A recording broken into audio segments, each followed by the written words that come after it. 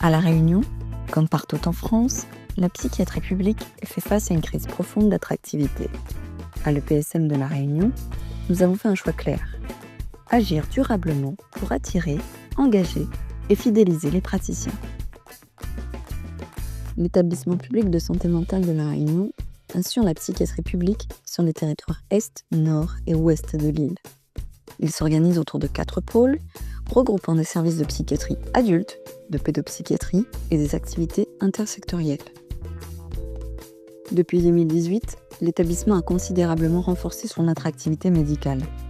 Mais dans un contexte national marqué par une pénurie durable de psychiatres, cet équilibre reste fragile.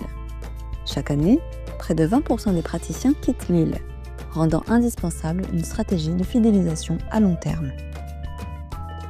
Entre 2019 et 2024, un point de fragilité s'impose progressivement, l'instabilité des fonctions médicales de management. Chefs de service et chefs de pôle se succèdent parfois trop rapidement. Face à ces enjeux, l'EPSMR s'est fixé une ambition claire: fidéliser les praticiens dans la durée, stabiliser les équipes médicales et renforcer l'attractivité de l'hôpital public. Pour y parvenir, 3 leviers structurants sont déployés: une innovation managériale, une politique active d'égalité hommes-femmes et un engagement fort en responsabilité sociale et environnementale. Premier pilier, une nouvelle approche du management médical. Chaque nomination de chef de service ou de chef de pôle repose désormais sur un processus structuré et transparent.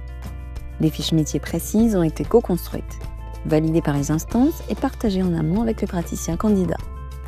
Un entretien systématique avec la gouvernance permet d'échanger sur les attendus, les responsabilités et l'engagement. Surtout, du temps est désormais sanctuarisé pour le management. Pour les praticiens n'exerçant pas encore de fonction managériale, un dispositif de tutorat est proposé, associé à une formation progressive au management.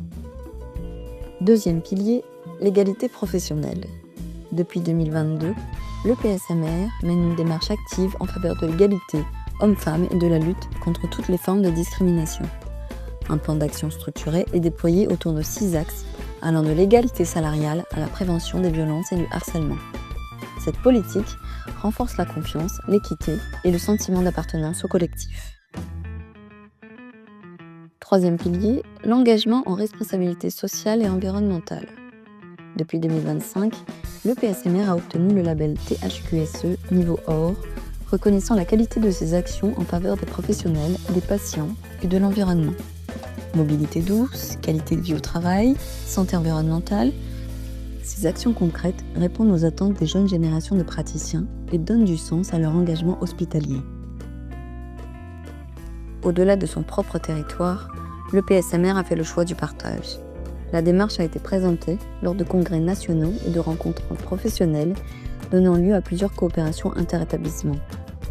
Ces échanges contribuent à diffuser des solutions concrètes face à la crise de la psychiatrie publique. Les résultats sont aujourd'hui tangibles. Le nombre de praticiens s'engageant dans une carrière hospitalière publique a été multiplié par plus de 4 en quelques années.